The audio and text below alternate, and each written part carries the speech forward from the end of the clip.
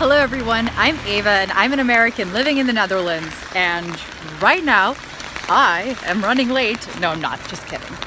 I'm running, that part is true, to take the last Dutch exam that I need to take in order to be considered integrated into Dutch society.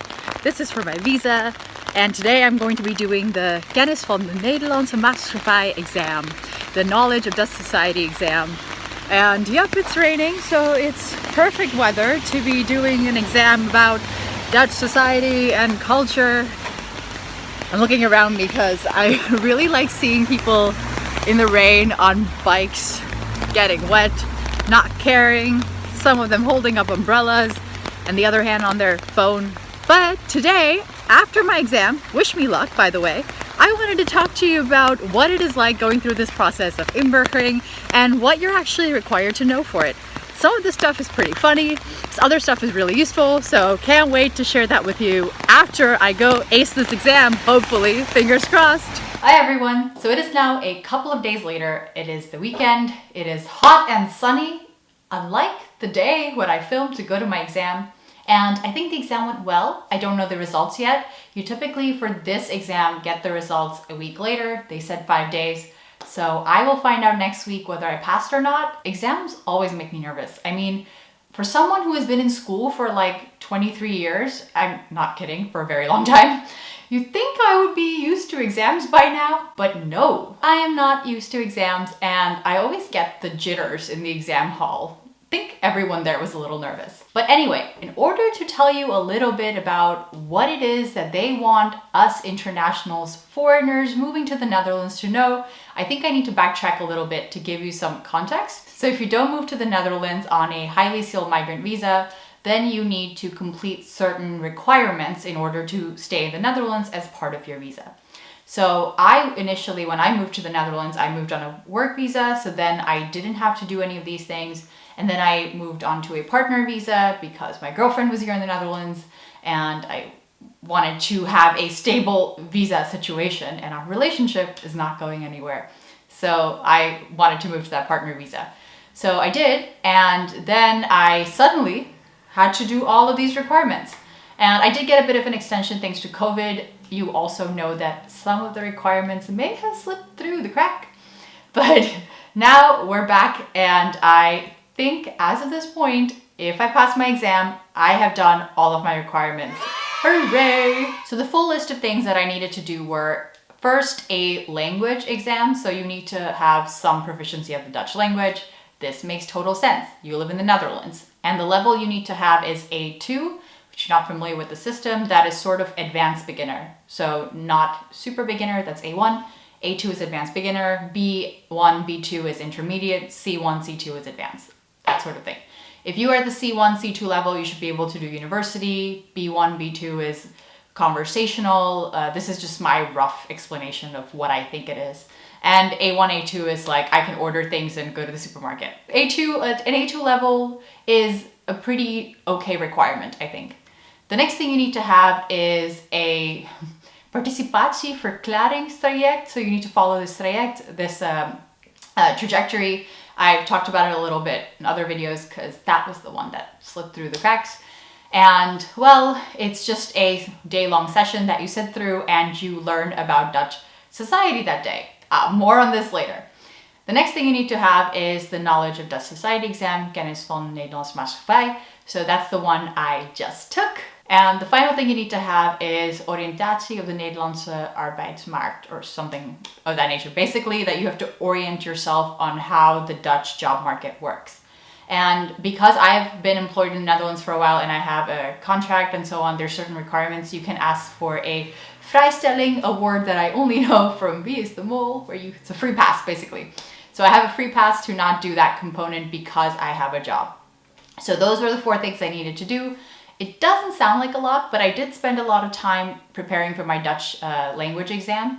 And as for the culture exam, I think that particular exam is not extremely difficult if you live in the Netherlands. They only want to see that you know how things work in Dutch society. Like, for instance, how do you go to the bank? How do you go to the supermarket? And what happens when someone has a baby? How do you slice a block of cheese properly? How do you chug a pint of beer in less than 30 seconds? The last two, I still don't know. But the rest of it, you can sort of learn in your time here.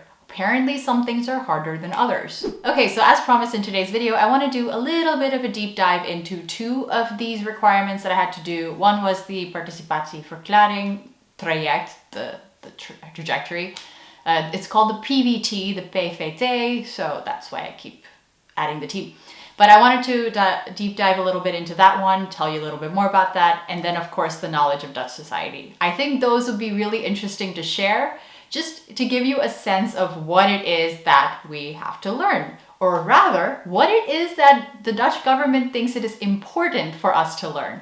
I think that says a little bit about the culture, right? Or what people think the culture is about.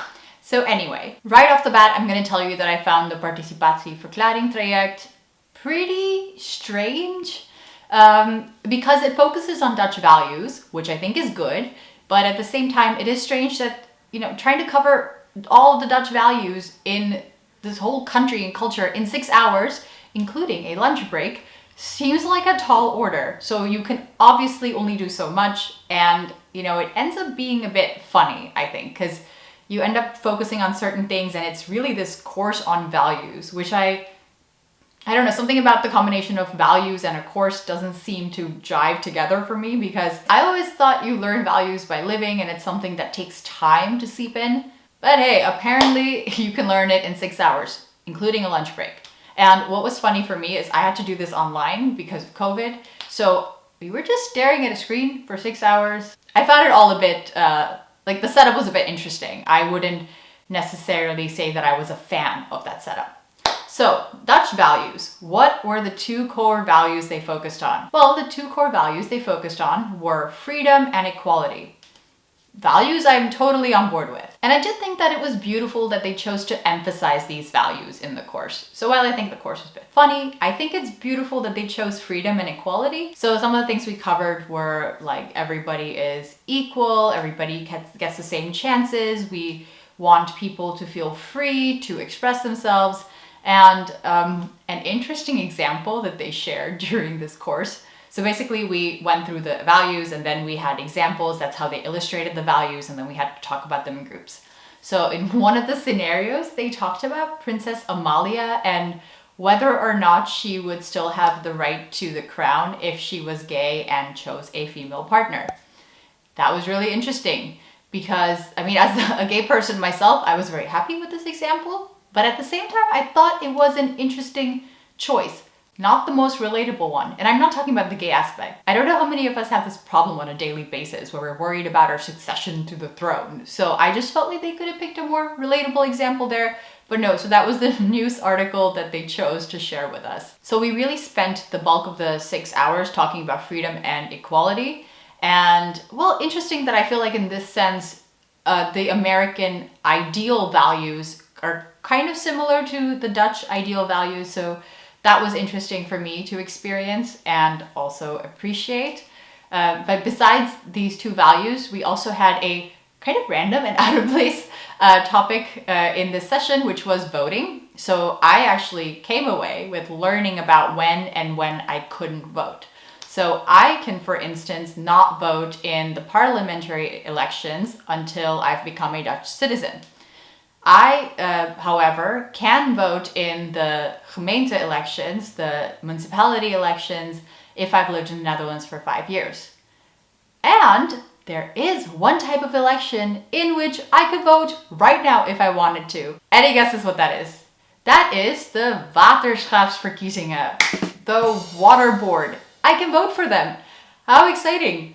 First of all, I learned that there was such a thing as the waterschapsverkiezingen. I didn't even know there was like a separate water board in the Netherlands. So clearly I did learn something in this session. Also, of course, only in the Netherlands. I mean, it doesn't surprise me. I guess there are lots of things happening with water and somebody needs to do something about that. So I guess I will be exercising my right to vote in these elections soon. Next, moving on to the knowledge of Dutch society. I feel like in this exam, you really see what the government wants you to know about Dutch culture. Because the way this works is that they play out all of these scenarios with internationals, and then you have to sort of answer the question like, oh, what could this person do best in this scenario? I'm going to give you some examples from the demo and practice tests available on the internet, because I'm not allowed to tell you about any of the questions I actually answered, because that's fraud. But there are plenty that you can look up online, and the format of the test is the same as these practice questions. So basically you'll have like two internationals playing out a scene like they're drinking coffee. So you literally have to sit there and watch them go like, "Oh, hello Nadia. Who is it?" And then Nadia will go like, "Oh, het gaat heel goed." And basically a very basic Dutch conversation that has nothing to do with the question. So I thought that was interesting. But sure, you know, make the exam a bit more entertaining for us folks. So they'll play that out, and then it'll be like, "Oh, Nadia's colleague has a baby. What can she expect to eat when she goes over to these people who just had the baby? Is it going to be an oranje tompoes? Is it going to be an oliebol? Or is it going to be a beschuit met muisjes?" If you don't know, as an international watching this, if you don't know what these three things are, first of all, look them up. They are delicious. And second, yes, in the Netherlands, you eat specific food with specific events. Yeah, I found these questions interesting, because I do think if you live here, you kind of learn about what happens in these scenarios. But I do wonder what it's like for someone who doesn't have a Dutch partner, because for me, it's easy because my girlfriend also enjoys talking about culture, and we often talk about things that go into these videos. So I do wonder what it's like for someone without a Dutch partner to learn these things. But that's it. This is what the questions are like on the test. So now going into a little bit the content of these exams, there's some general themes that the questions go around, and then of course there's some random questions that cover some random aspect of Dutch society. But some themes that I've seen recur in the practice exams were, how does it work when you rent a place? How does it work when you buy a place? What happens when you go to the doctor? What you do at work? Like that type of situations, or social situations like someone's birthday and so on. And also lots of questions around Dutch people being very direct with each other, where like you have these options and the answer is like the one where you're extremely direct to your interlocutor. That's the person you're talking to. And I always thought that Dutch folks didn't know when they were being direct, that they did it without realizing it. Oh no, the fact that this is a theme as part of the Dutch society and culture exams tells me that Dutch folks are extremely aware when they are being direct, and they are choosing to be direct. Now, of course, we could talk about the benefits of it. They are a few. But here I was thinking, oh, that it's just part of the culture. It's something they're not aware of. Absolutely not. Glass shattered. I see clearly now that this is just something everyone is aware of and explicitly on board with. You know what? I can respect that, but it is just something that I learned while doing these exams. And then, of course, these other questions, as I mentioned, focuses on everyday scenarios. So one of the things I also saw coming up, as I said, was people's birthdays. And what I find really interesting, of course, is that if it is your birthday here in the Netherlands, I would be the one who needed to bring a cake to work.